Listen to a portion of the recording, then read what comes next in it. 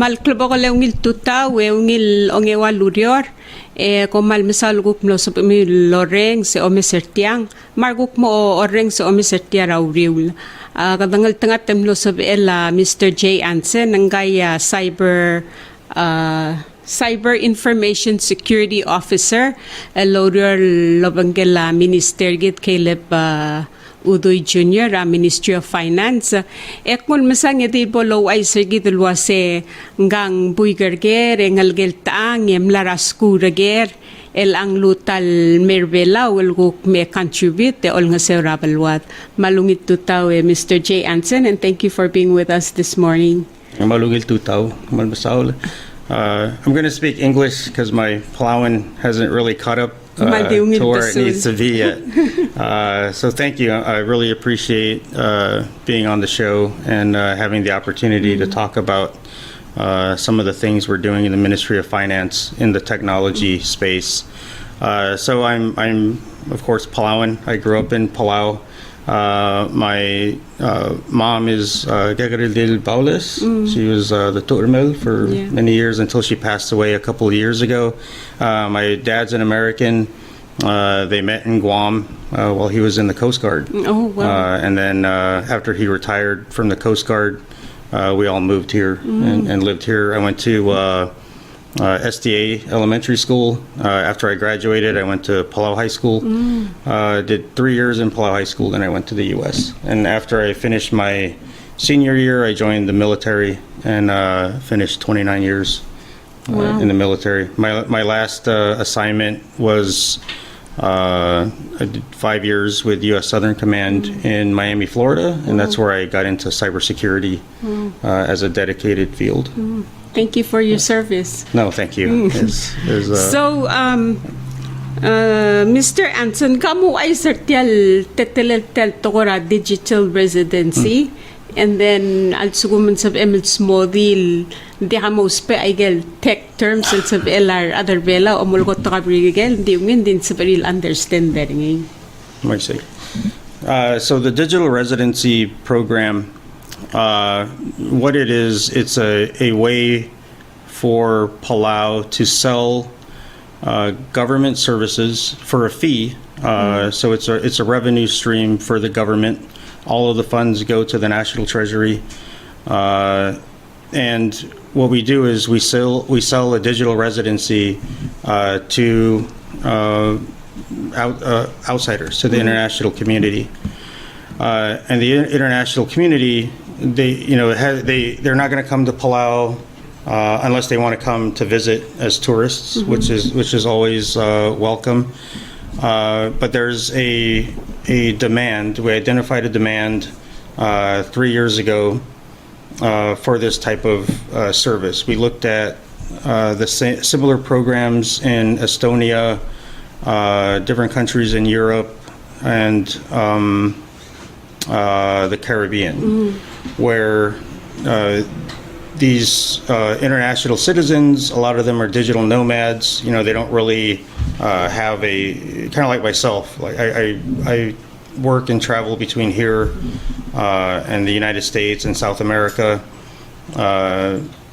and so they have multiple residencies. Some of them have dual citizenships with different countries, and they're looking for the benefits that they can get from those different relationships with those countries. And so, given our constitutional laws, you can't be a citizen of Palau, unless you're a citizen by birth. So there was no like citizenship through investment or anything like that we could offer. So we looked at kind of Estonia's e-residency program, where people pay a fee and they become an e-resident of Estonia. They can register their businesses there. They can use Estonia's mailing services. They can use Estonia's phone services. But it's all done from abroad. They just have this. So say you're paying 50% taxes. You're a German citizen. Your taxes are between 50 and 70% of your income. It makes PGST look like nothing, right?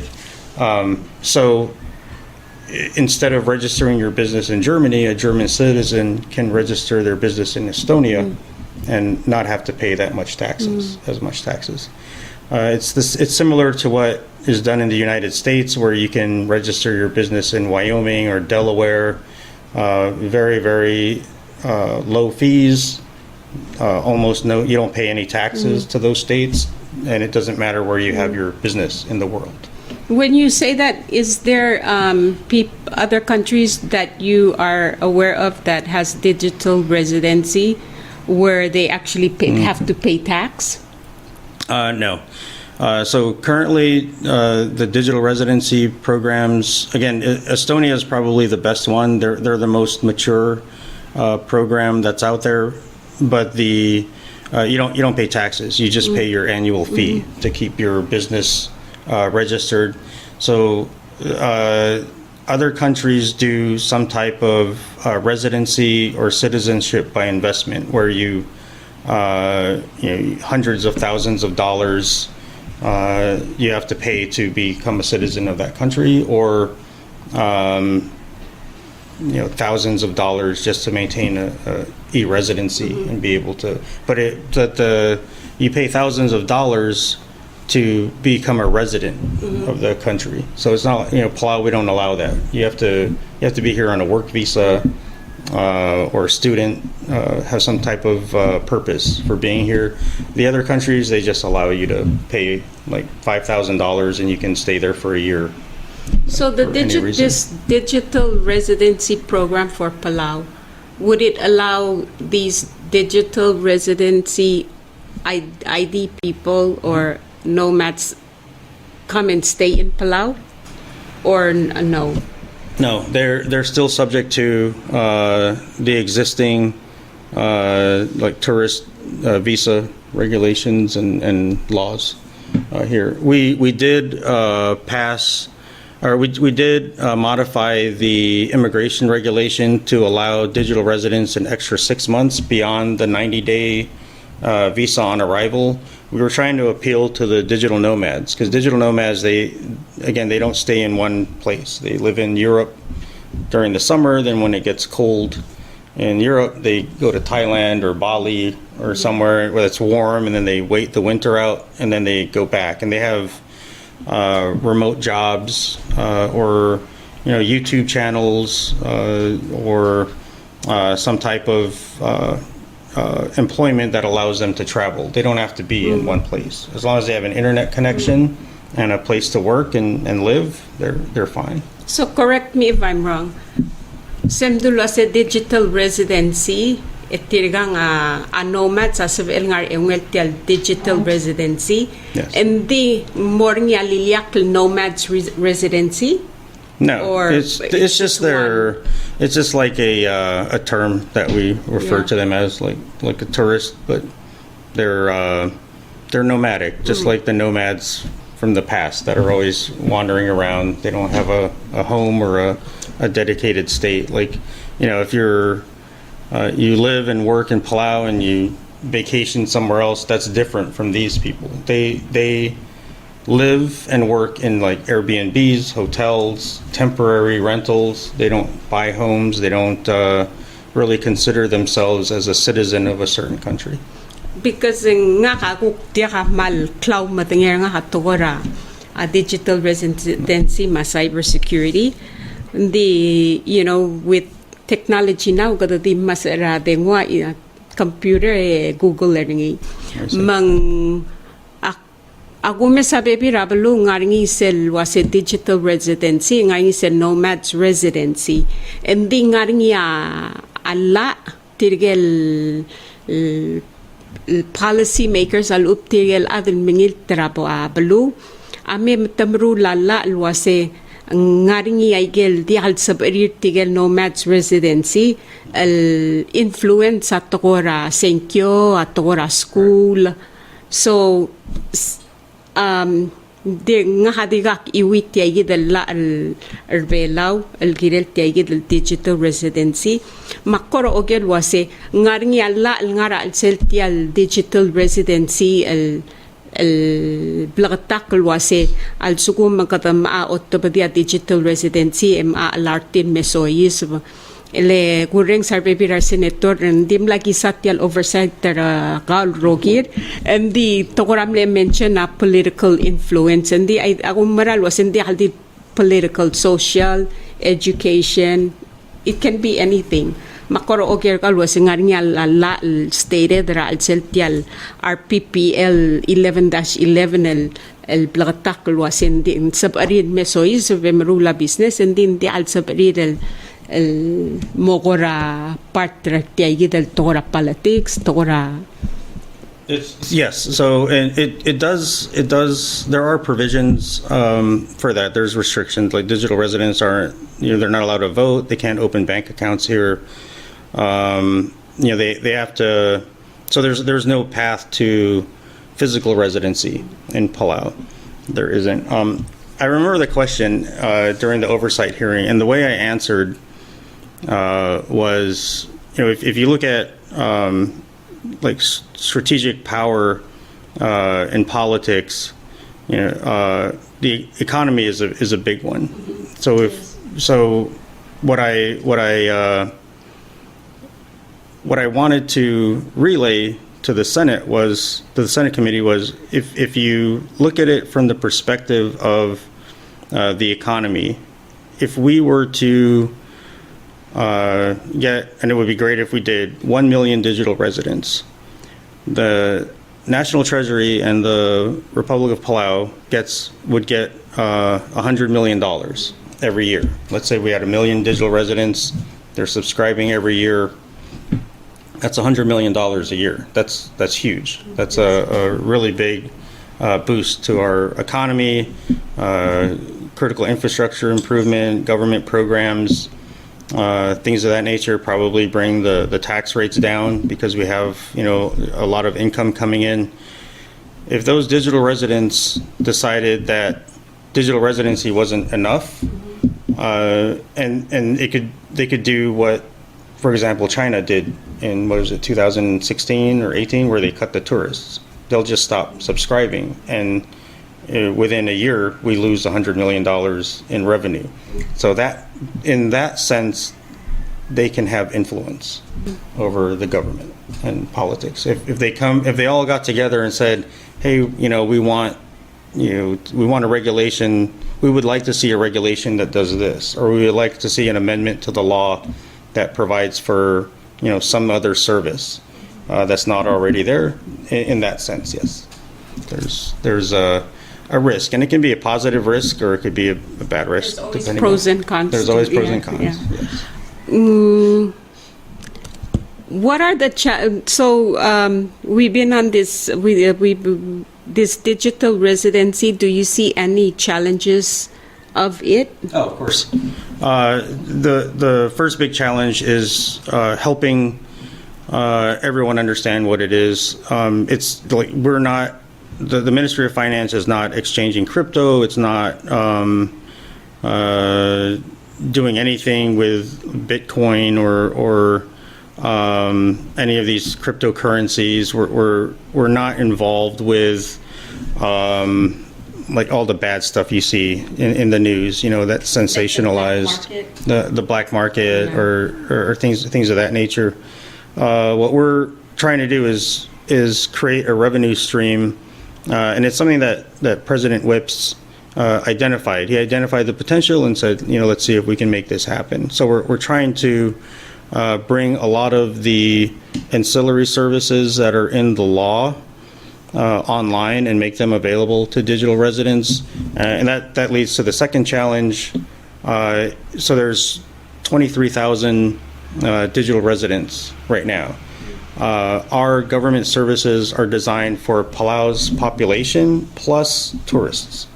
So things like the phone number, the PO box, that's going to increase the requirements and workload for the post office and for PNCC, their business office. So we've met with them and we've talked about those concerns, and so now there's effort to find additional resources so that they can do mail forwarding for another 20,000 people, or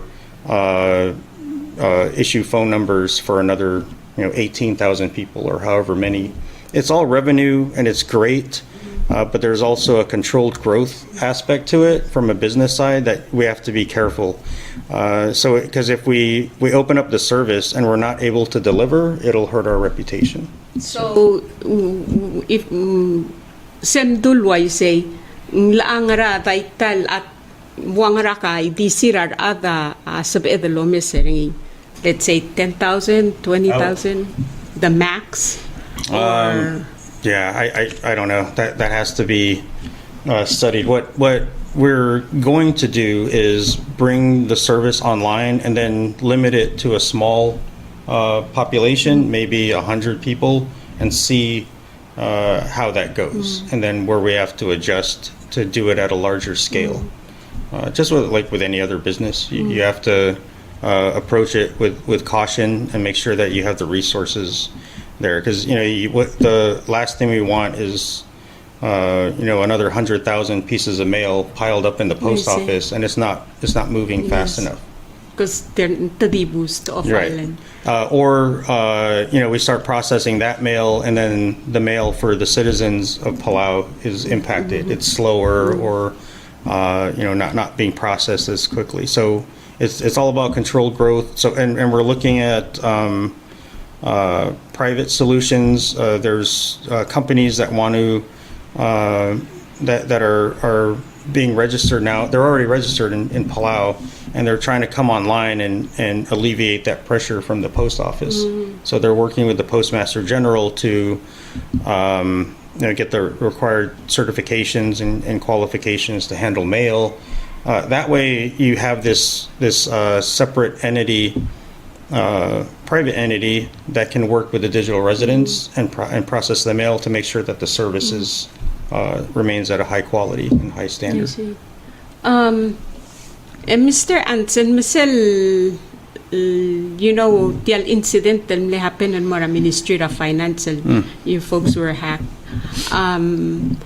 Omomda swing sab el tiaigi del digital residency al uptial gora pilot project the lobangela Ripple al agoram lo all our hackers matatap in on mora matahagara Ministry of Finance ndi tiade halkatingel direka Ministry of Justice amnetal lahak ma Ministry of State ngara komlar mulal civil safeguard I gave that information.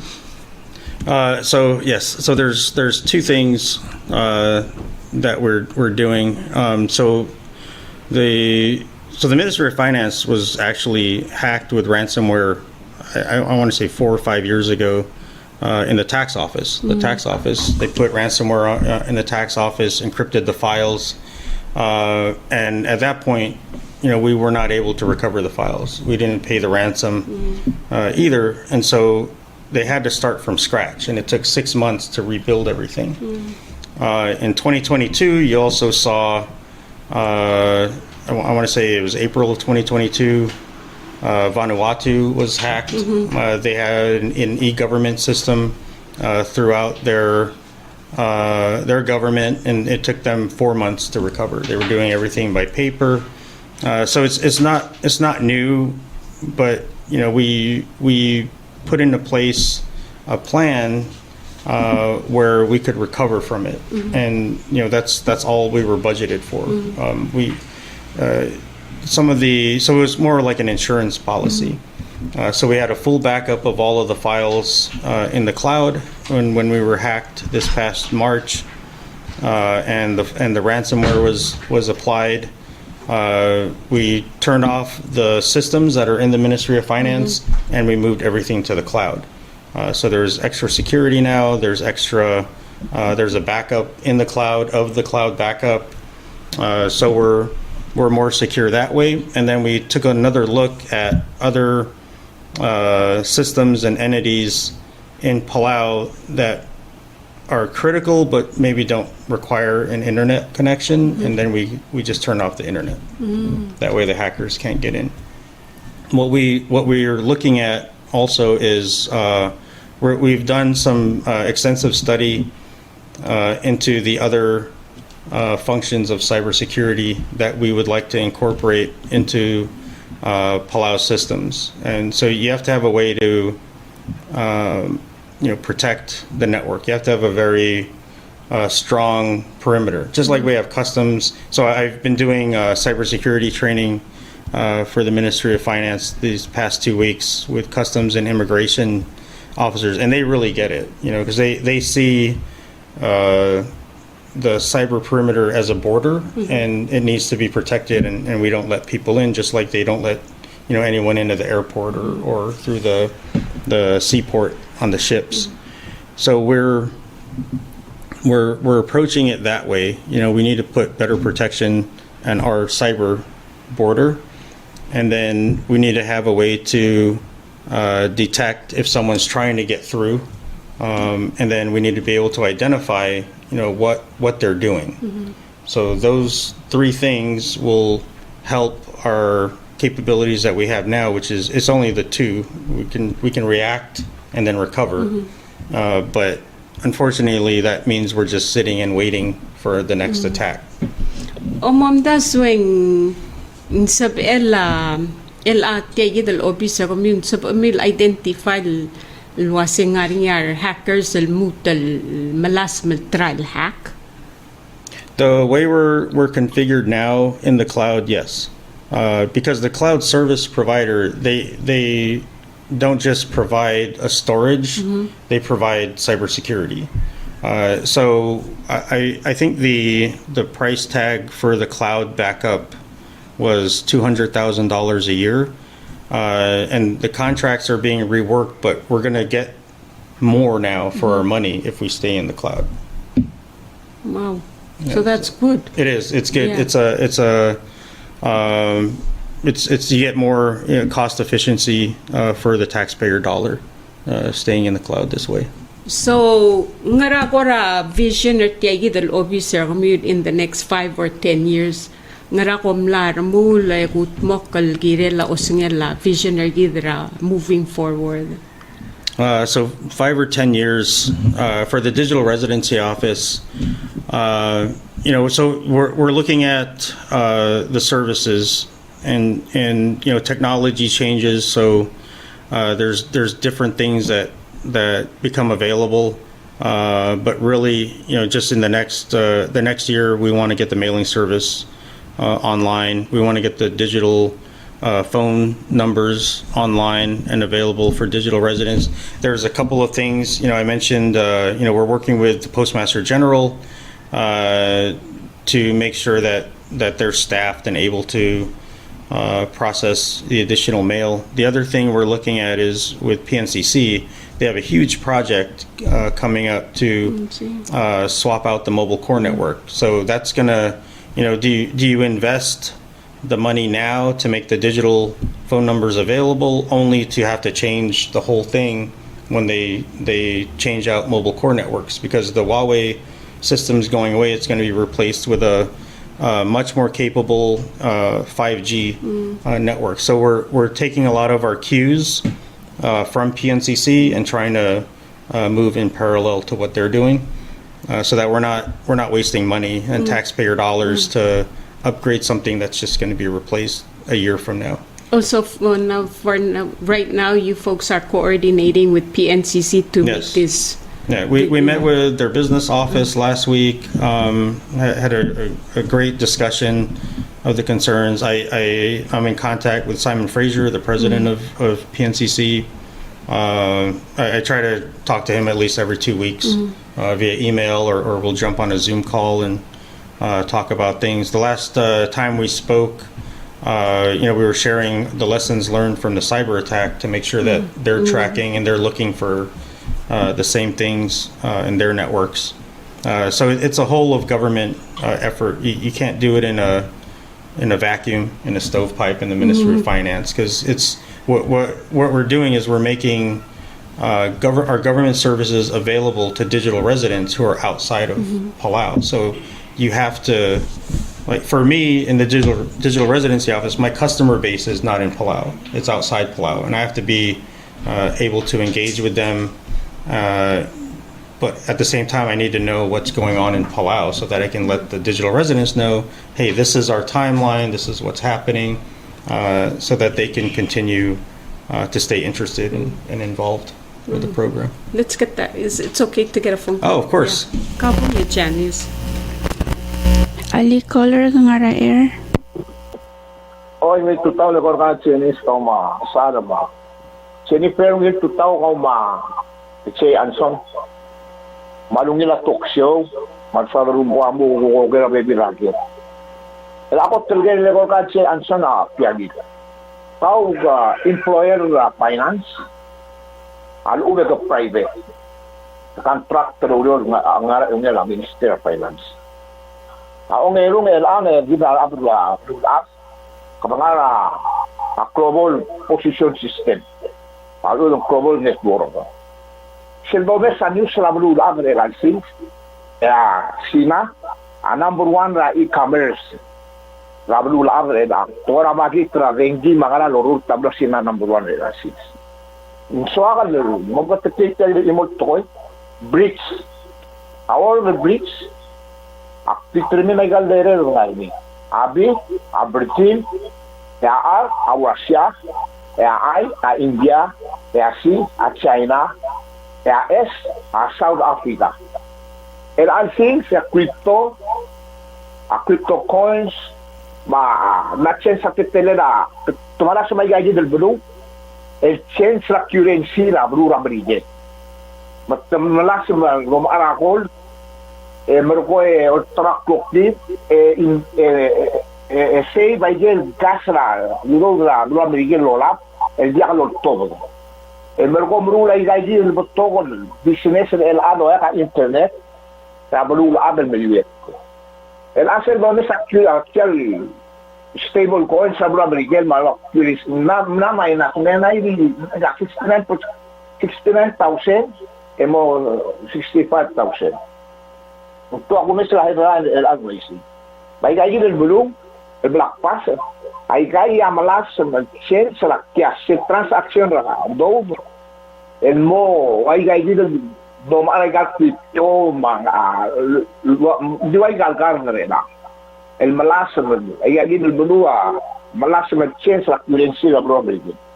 Kam ba smogi ng Ngora maasar ngusen Lome sa gagi de preta, di ba nga ang currency la blura brige. E ay gagi de service na sa selvetu, el ako ren sa tiay de imora business met mo velaw, awal domine trapak servida adro velaw. Mo dia kala hara, ak sega business bil mo tra brige. Ay gagi da gora dun siya mangutok da kam ensure lol molo. No, thank you. Those are two excellent questions.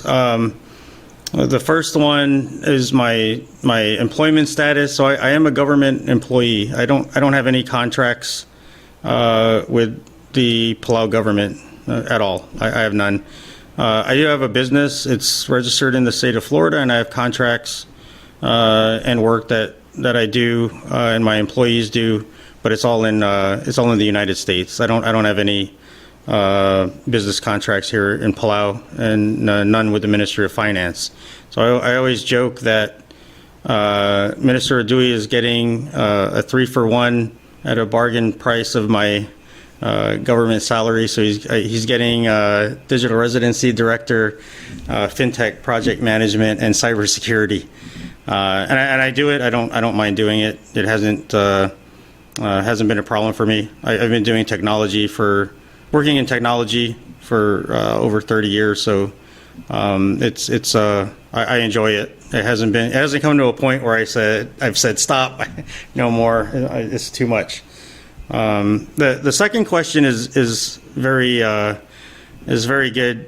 Also, it's very interesting. I'm not an economist, but when I assumed the role of the director for digital residency office, and then working in the Ministry of Finance, I had to go back and re-educate myself. I finished my master's in business administration. A lot of focus on finance and large large-scale projects and programs when it comes to financing.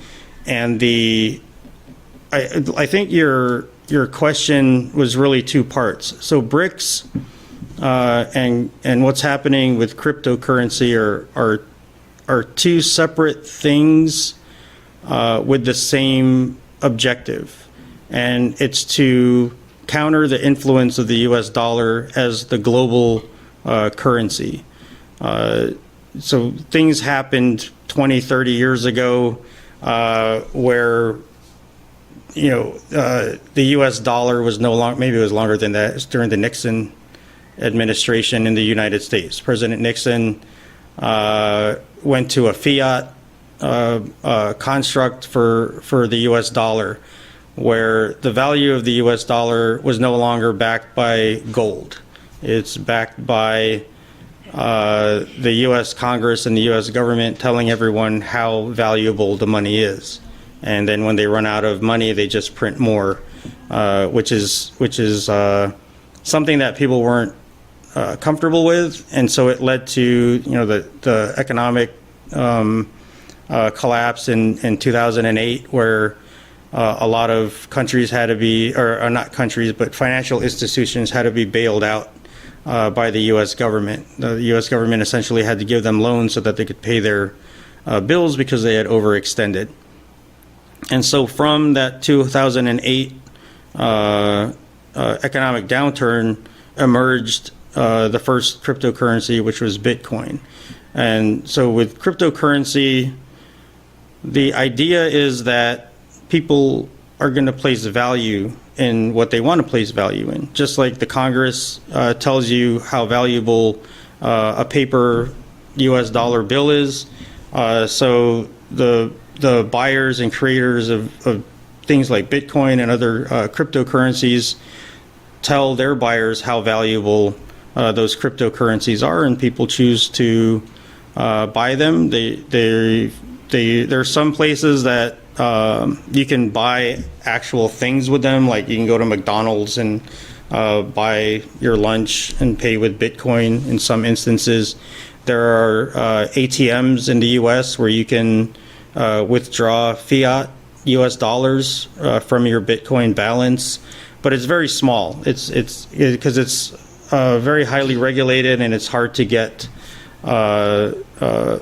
those types of systems in place.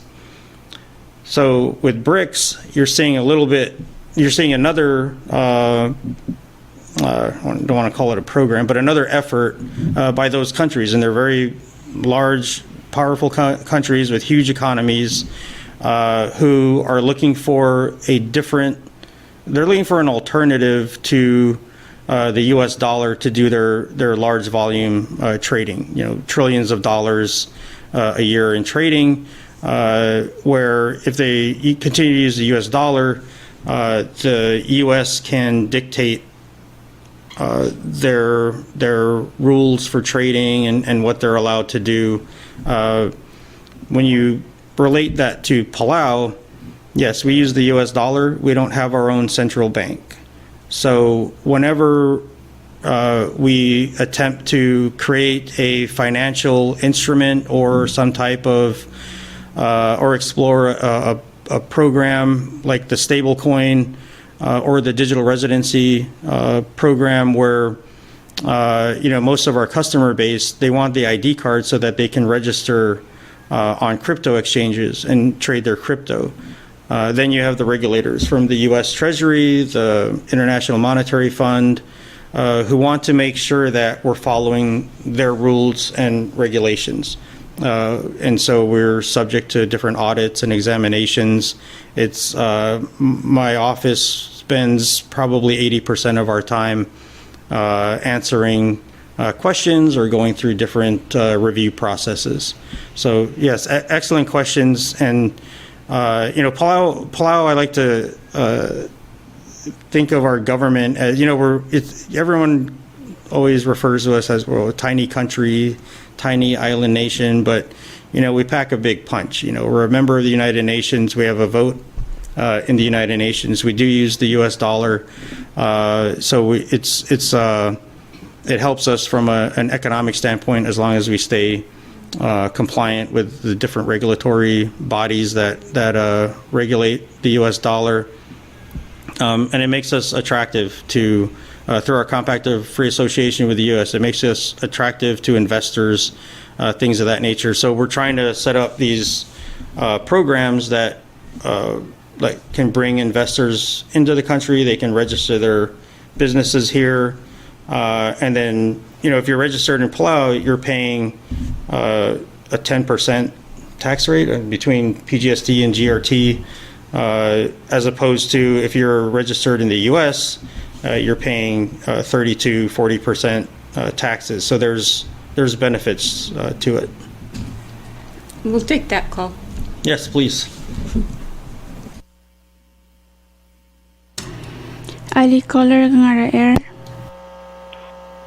Malungil tuta Jennifer kama Mr. Anson.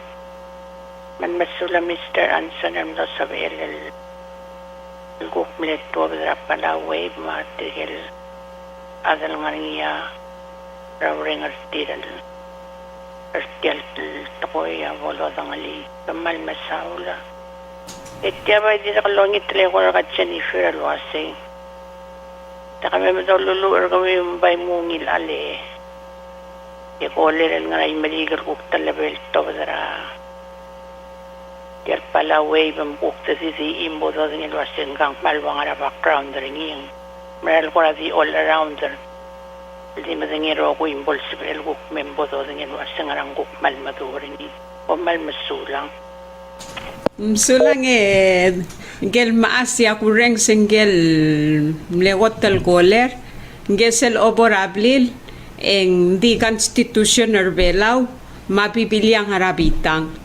Mal masesel munguy masesel nga rating waringil nga internet mang kotokora mo maasar ng udang ruba kalul se esaray maligal matangi wa BRICS lendi kar mal other belal doreng certin masada BRICS waigel blamtung ekot ngel gotel koler mangal maas yang gagida Mr. Anson he can correct me if I'm wrong. I gumda sa at the end of the day ay gigit el blue ra BRICS ati sorry loliit ra blue ra marigel sel doreng sar adara marigel takmula senggal Biden ahman namo miitut el leader may ga kumda seng ladi to ra politics sa ulmang sorry ra igal blue especially asina Marosya sorry lo ingat iya blue ra marigel anti kitam tingel wase amerigel la ulis el clol blue MCC our soldar ngi no matter what tablu other rogi ra katatiw spera udo dara marigel why say Mr. Anson.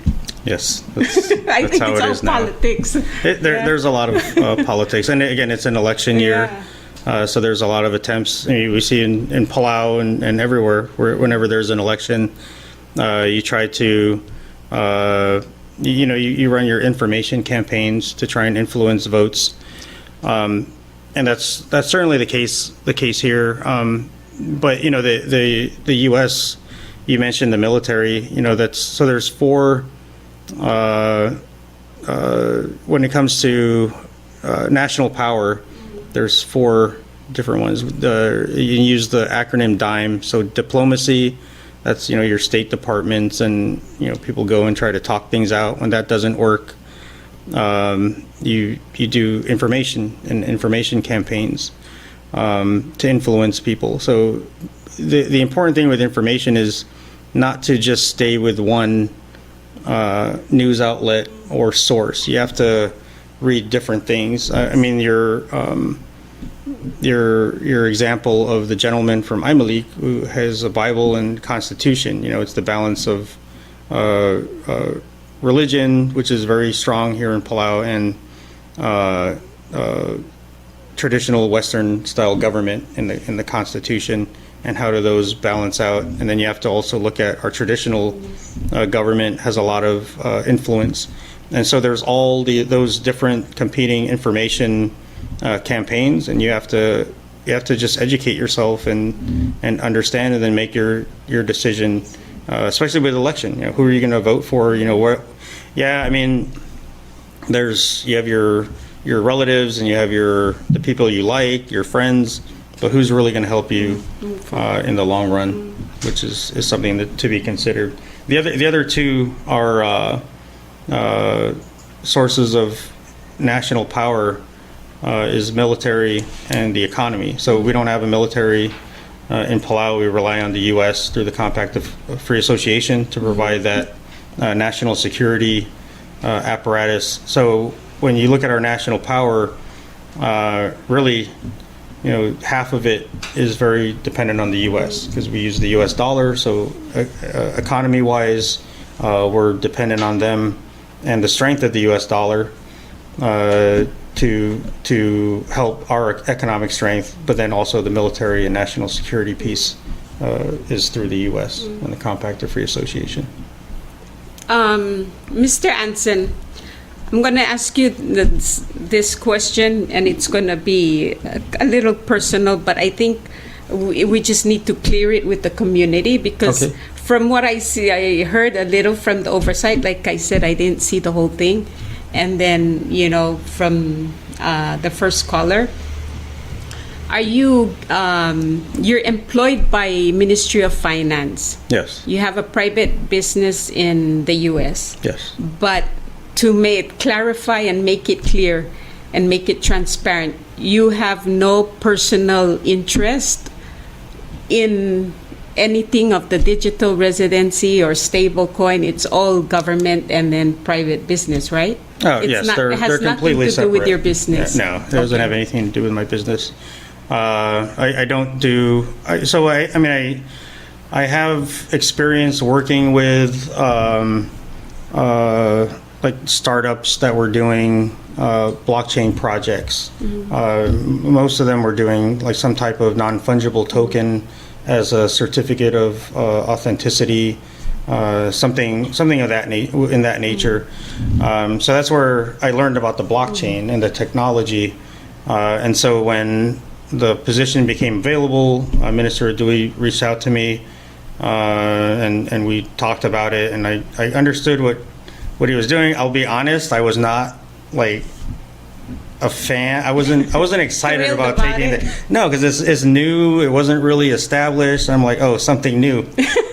That's I need that in my life, right? So I just but then my sister told me you're going to do it, so I was like, okay, I'll do it. I'll give it a shot. And 2 years later, it's growing, and I have a better understanding of it. But no, none of my business is all. I do a lot of governance, risk, and compliance work with different state and local government entities and private businesses. I don't do anything with Palau. Okay. Have you folks looked into making new regulations and policy regarding cybersecurity? Yes. So the first regulation that we passed in the Digital Residency Office was a cybersecurity regulation because I saw that we're handling a lot of personal information for the digital residents, and so it was important to define how we're going to store and protect that information. So that was the first regulation. Right now, I'm writing the policies. They're based on the National Institute of Standards and Technology Cybersecurity Framework. There's over 1,000 different controls that you can put on a network to lock it down and protect it. And so I'm working with Director Conrad Alel. Yeah. He's our ISSS director to determine what we want, what we can. It really comes down to what we can afford. Because if you write a policy and you put it in there, it means you got to go look for money to make sure you can put either a technological solution or a person who's going to monitor and do the work. So there's 20 control families. We're working through that and getting the policies written. We're working in parallel with the Senate. There was a cybersecurity bill, Senate bill introduced by Senator Remolasao. Last week, it went through the first reading successfully. It's pending the second reading. So we're looking at the language to make sure it's right and it's general enough so that when technology changes, the law isn't obsolete. Also work with Stalin Pedro. He's the director of the Bureau of Communications. He's working on a national ICT, it's information computer technology policy. So a lot of the way that we're going to incorporate e-government programs and systems for not just for like government systems. So you won't have to, when you go to get your driver's license, you don't have to get one piece of paper, drive to the tax office. You can do it all and then go back to Ministry of Justice. You'll be able to do it all in one spot and pay. One-stop shop. One-stop shop. Hopefully it'll be open. I'm sure Conrad will be happy when that building is done and online. And then so just trying to get those programs and laws and regulations in place is going to be very important. And it's all moving in concert to when PNCC can swap out the mobile core network and then extend fiber to the home. The network in Palau, and you mentioned what is it going to look like in 5 years. Once those programs and projects are done, the network here is going to be probably the best in the Pacific, if not Southeast Asia and this whole Indo-PACOM area. Of course. Caller on the air. Oi, che Anson klimutan maringa student kamla clear out tra sel employee ka under national employee. Pang balungin lenga ura hugir say para internet o mesesel gay sa COVID-19 ran sa American. Ya badura American. Biden ang mekanik tro menteri Democrat ito murulay gizil ay gel label merutian gorula COVID-19 el di Democrat sesel nga muy urse o mesesel wasing movement digel de wasing brain hacker taadra badu el mo sela government e marko emrula ay gel movement te taha government tahara ortir bagaman na clear ka makman maring student malungi talk show tama Jennifer abi akal katnge mel metode al hackers amal mol mel di hackera anywhere especially Russia masina om sulang igap sulang. Yeah, no, I agree. That's a good point. So for our ransomware attack, it was a group called Dragon Force. They're based in Malaysia. They use Russian ransomware technology, and they have affiliation with the PRC. So the PRC. So I like to say, like, Palau is in a rough neighborhood when it comes to hackers and cyber threat actors, because there's also DPRK, North Korea.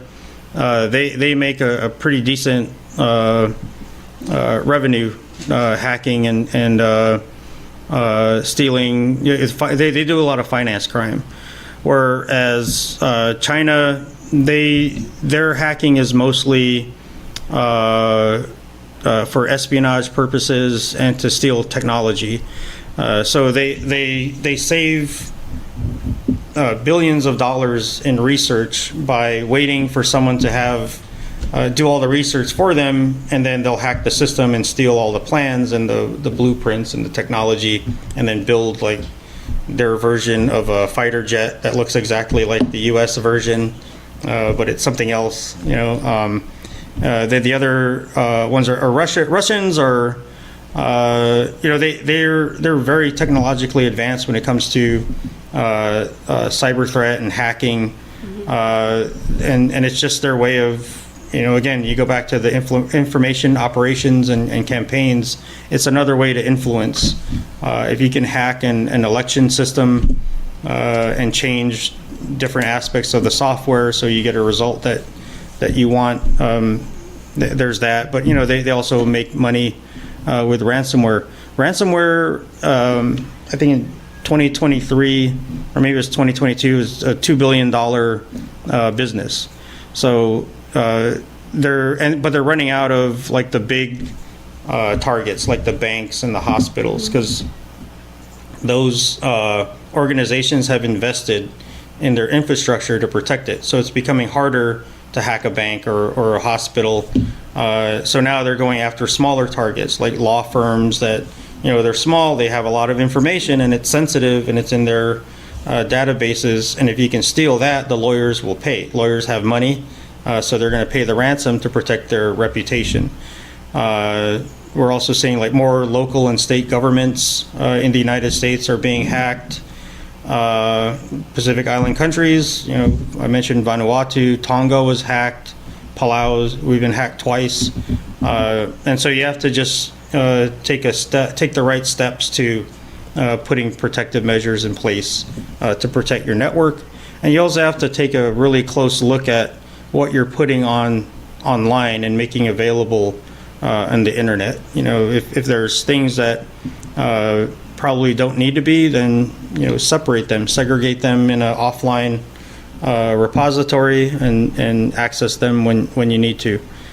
So, for example, that's what we do in the digital residency office. We don't need to constantly access the digital resident file. So all that stuff is stored offline in a hard drive, and it's locked away in a vault. And if we need to look at it, we'll pull the hard drive out, plug it in, and then search for it that way. So there's different things you can do, and that goes back to the policies that we're working on now, the bill that's in the Senate going through. So there's a lot of, again, whole of government approach to address the problems and the issues with cybersecurity. With the technology now, there can be, instead of war that you're bombing other countries, it's more like cyber war. Yes, because you're not, if an adversary came and dropped a bomb in the middle of Koror, the news it'll be on. Look at Israel and Gaza, where the devastation in Gaza is such that we're recognizing, this is a very big problem. And so like even a lot of traditional partners and supporters of Israel are now like taking pause and saying, okay, this is creating a humanitarian crisis. There's actual loss of life. Where cyber attack, like nobody saw what happened in the Ministry of Finance unless you went in the morning and tried to log in your computer and it didn't work. And so with that obscurity, the attackers can run whatever narrative they want. And so there's a little bit of information campaign back and forth. The best thing when you're attacked with a cyber attack is to be as transparent as possible without revealing your residual vulnerabilities. You just got to let people know, okay, we've been hacked, we're working on it. And then just, especially with government, you got to let the people know what's going on. Yes. Let's take another call. Caller on the air. Hello.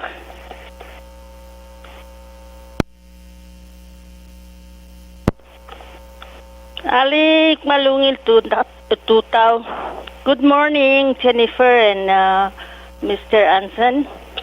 Thank you for this very informative talk show because there's a lot of things that are going on, and the community is kind of disconnected with a lot of policy implementation. So with regards to digital residency, which is the main thing you're talking about, is it correct to say it's a pilot project?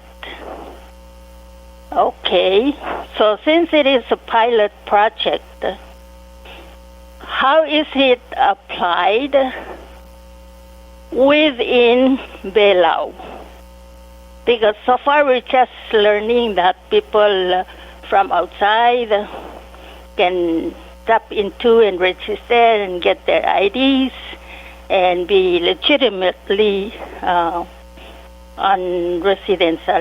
digital residency.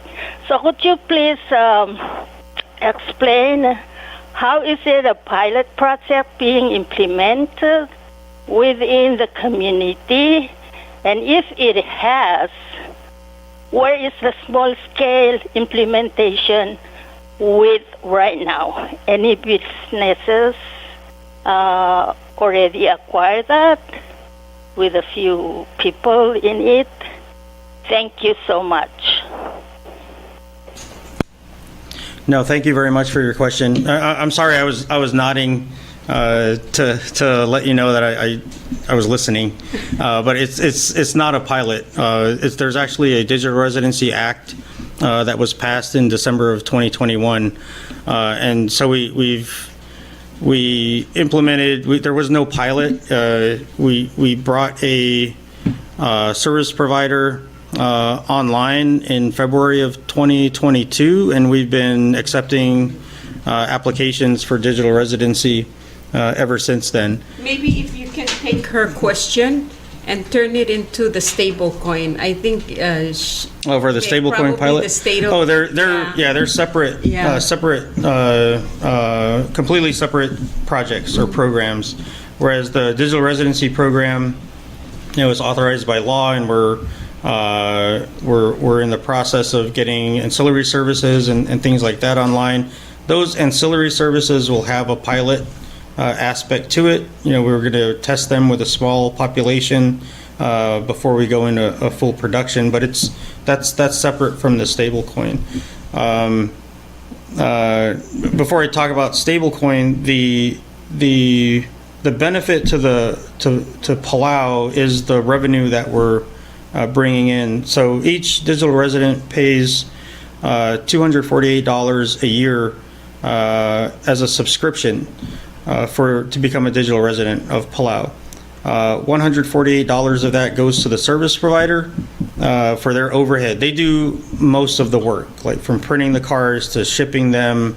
They have around a staff of around 24 to 30 people that actually do the processing, the day-to-day operations. We provide the regulatory compliance and governance for the program. And so at $100, we're at 23,000 digital residents. Some of them have taken advantage of the 5 and 10-year subscription.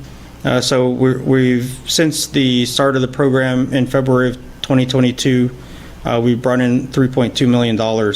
And so that all goes to the National Treasury. It goes to different programs and different critical infrastructure improvement initiatives for the government, for the national government.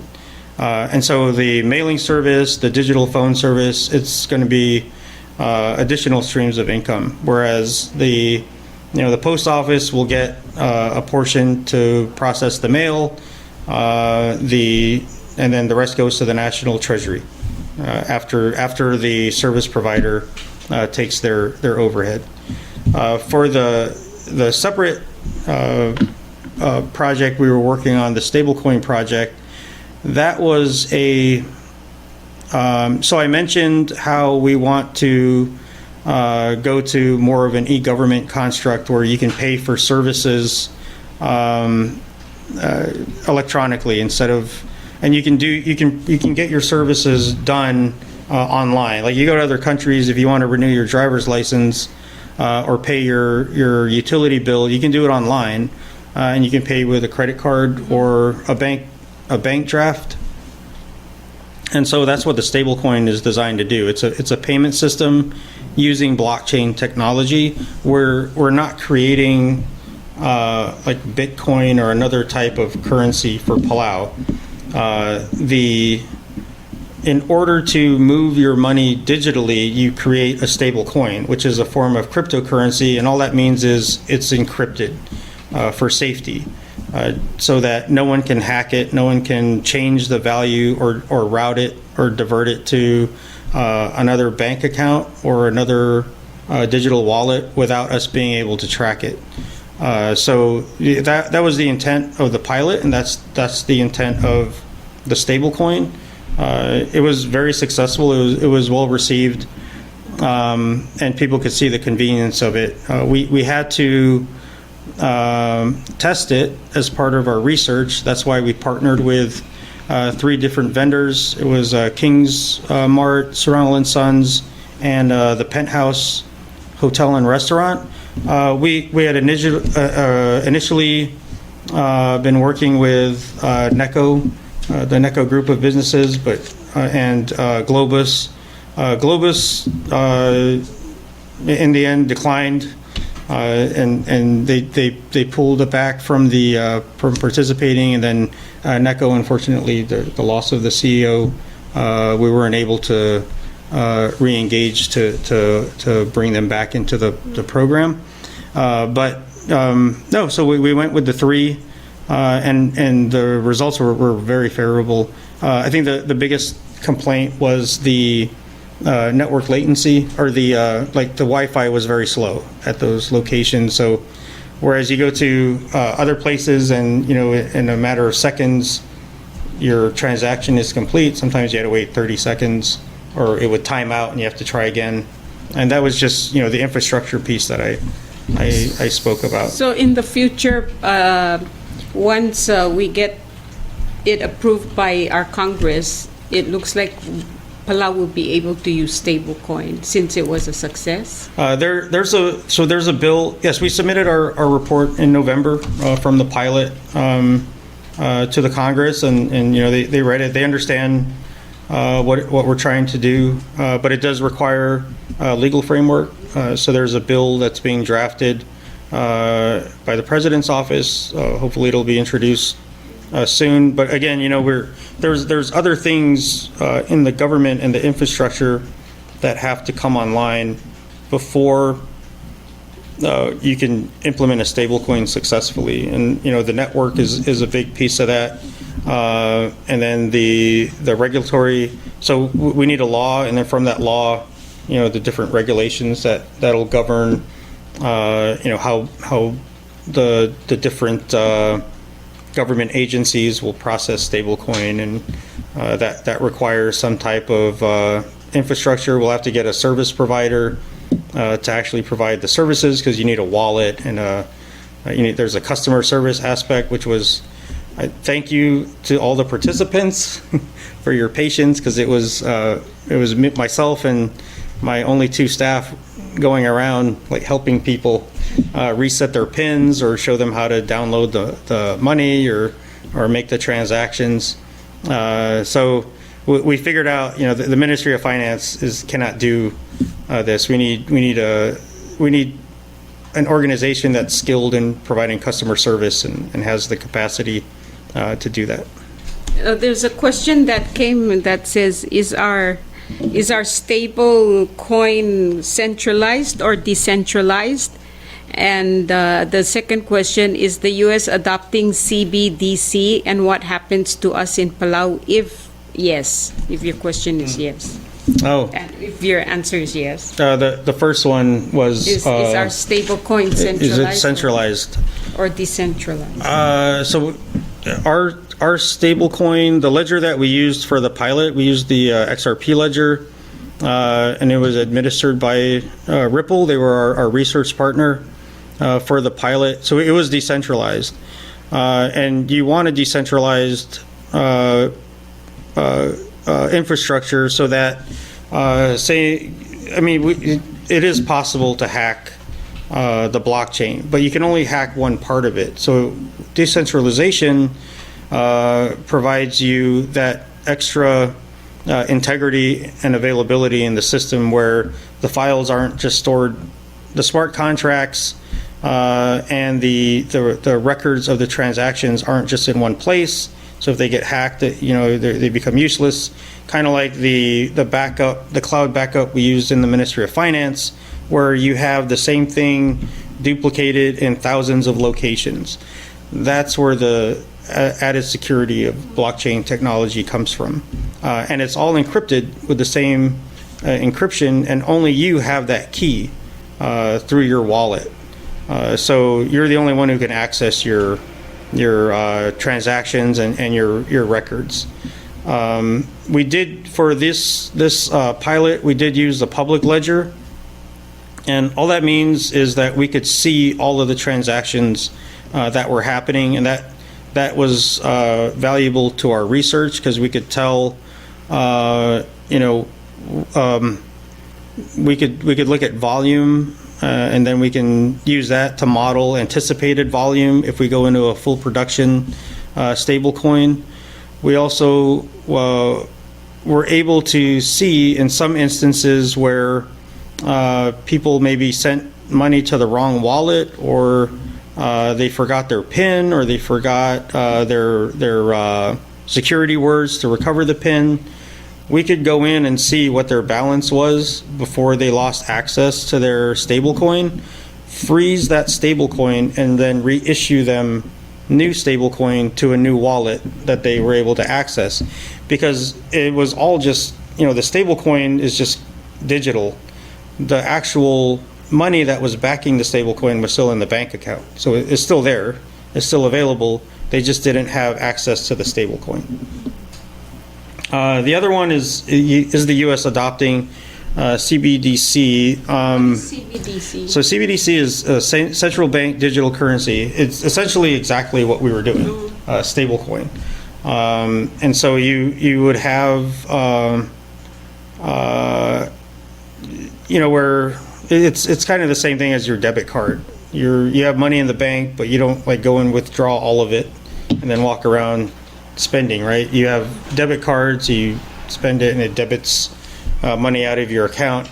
And a central bank digital currency is just at the central bank level to create a more cost-effective way to move money to the commercial banks and to other countries, like cross-border payment. I don't know if the U.S. is going to that. There are a lot of other countries that are. So everyone asked, what was in it for Ripple? Ripple had a platform for central bank digital currency that needed to be tested, and so there was mutual benefits. We were able to test a possible e-government payment system for Palau. And they were able to test their platform, and they took the results of the research and the solution design, and there's I think 20 different countries that they're working with now that have central banks that they are working on implementing a central bank digital currency platform with them. So that's but we don't have a central bank digital currency because we use the U.S. dollar. So again, it's going to depend on which way the U.S. Government goes. If they go to a central bank digital currency, I don't know the implications. There may be some implications for commercial banks. I think the cost benefits, the cost savings benefit the end user, the customer, because it's just so much cheaper to use blockchain technology to do these transactions. So it remains to be seen. I don't know. It's something I'd have to do a little more research. And my last question is, do you think your office should continue being under the Ministry of Finance, or should we create another ministry or department that's just geared towards this technology that we have? And I know that there's a department of Bureau of Communications with the Director Stalin Pedro is. I think it was more geared for telecommunication, like PNCC, yes, Palau Wave. But with all technology and going forward, do you think with a separate bureau should be created just for IT, or like Conrad to be in, rather than being under the Ministry of Finance? That would be my last question, and then. Yeah, in my opinion, I think the Bureau of Communications is very effective with what they do from the regulatory aspect and finding resources. That's the thing, because it's a tough question because the technology is always changing, and so where is the right place to put that? I think what's been proposed in the Senate bill is a cybersecurity office underneath the Bureau of Communications, but that's only going to address cybersecurity, where what Conrad does is more the IT operations side. Yes. So but they work hand in hand. And so where you have a chief information security officer that oversees all cybersecurity for the government, you do need like a chief information officer that would do the same, serve the same function, because the way it works ideally is the cybersecurity team, they see what's going on, and then they tell the operations folks, hey, fix this, put a patch here, upgrade this, replace this system, making recommendations, and then poor Conrad has to go and ask for budget to do that, right? I think we need to bloat up the budget for IT, because technology and everything is. Well, in the Compact of Free Association, there's provisions for I can't remember if it's $5 million or $10 million a year for critical infrastructure improvement and maintenance, and part of that is absolutely cybersecurity. Mm-hmm. So the financial sector is critical infrastructure. The airport, the seaport in Malakal, critical infrastructure, they all use computer systems and communication systems to operate, and those need to be protected. So that it's just something to look at. So what we're really trying to do is determine what resources we really need, because the last thing we want is just to say we need cybersecurity, and then we get a vendor that comes in and sells us cybersecurity, but a lot of it we don't need because our network is still relatively small and manageable. So we just need to find the right fit. And this last question from a caller says, as a Palauan citizen, are you proud that your country is being used as a pilot project to come to some foreign country? Ripple is from the US, right? Ripple is an international company. The central bank digital currency or division, I can't remember what they're called exactly, but the part of Ripple that we were working with, they're actually based out of the UK. The project managers were from Singapore, Australia. I can't remember the other. There were like 7 or 8 different folks with different levels of expertise, and so, it's was that like a hidden question, some hidden meaning? You have to look at, and the caller earlier, he made a good point. It's a global network. Mm-hmm. You're connected globally. Mm-hmm. You have to work with these different levels of different countries, different organizations with different levels of expertise, because especially in the technology space, it's always growing and expanding, and it's about, you got to stay with the innovation, and you have to stay with the latest and greatest in technology, and so you got to find your partners that are going to help you improve and get those different systems and programs in place. Do you use stablecoin? As part of the pilot? No, Oh no, I don't recommend it. Would you actually recommend it to Palauans to use it? Oh, for what? For our purposes as a digital? Yes, absolutely. It's very safe, and it's the cost savings again are really phenomenal. Each transaction costs like 0.0002 cents, and so it's meant to be traded on volume, but for our purposes there would almost be no cost. The fee could be absorbed by the cash in the bank and the interest that earns. You would not even really have to pay a fee, and then any fee that you would pay for our stablecoin would go to the national treasury, which goes to critical infrastructure improvement, government programs, like we've seen with the income tax refund, and trying to get that expanded to more families, and then or income levels, or the like a lot of the hospital projects, things of that nature. That's where this revenue that we're trying to generate through fintech programs would come from. So this stable coin, you can say that it'll be $1 for $1? It will be $1 for $1. Yes, that's the intent. They say that this stable coin has a black market where they human trafficking, drugs. Yeah, there are some aspects to it.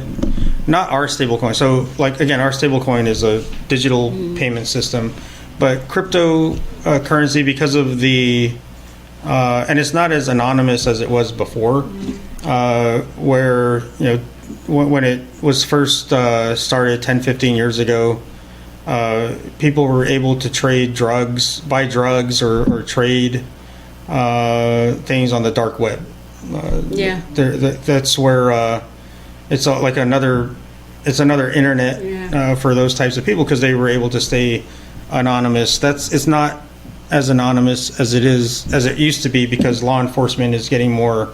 There's better training now. There's more visibility into how they can see the cryptocurrency moving in the blockchain and track it. Yeah. So if you send me stablecoin, they'll track it. Who am I sending it to, and what is it for? We can see the wallet, and then if necessary, we can figure out who it went to. So let's say someone were to successfully steal your PIN and download the wallet to their phone, and now they're posing as you. Once you see that the money's leaving, we can track it. But it's only digits that are leaving. The money's still in the bank.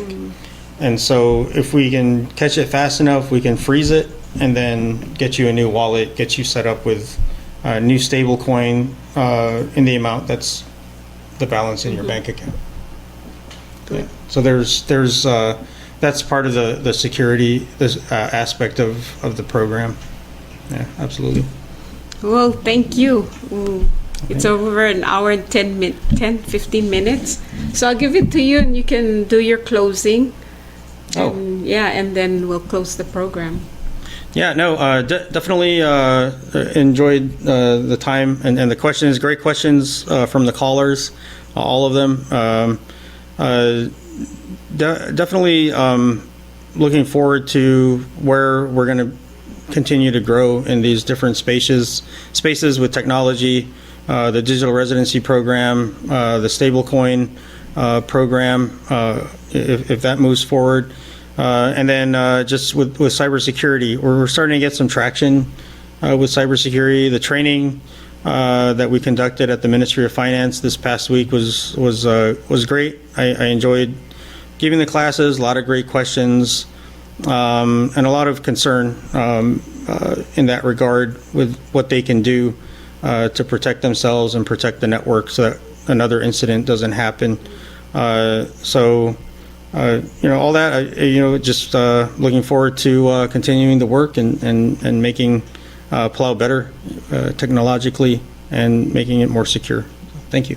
Thank you, Mr. Anson. I think, I believe this show has educate people who do not understand it. And so, ako lang itulwase kamong elmutel may, mutel masaw daigal batokal beesed technology matigal ko ka dia ka cloud madangirtit asabarin mo dangay mo understand le kung maralwase communication is the key. So when we communicate with the public and community to let them know what's going on and about what you're doing, tamo kloa talaw the swire mo understand mo gegare raw rengarablu makamal masaulun lo sa MLMay. It's great having you. I learned a lot this morning, and we thank our listeners and viewers. Thank you for tuning in. Komram sal kuklo sup imi loreng se omeser tiang en gagi tulwa se mongel mutel meira kuk sel kuk kora moring yabes and did sum ngaya karmi when sup il contact officer nging order Ministry of Finance Mr. J. Anson en gaya Cyber Information Security Officer gidar elalta menganiar terud staffer ngi mo mal masulang mal klobo kalewin sil sen moraro kuil adil el almel Sunday ya Dios lon mo lo makal tanga tergidaro kuy matial balwat komeral masulang.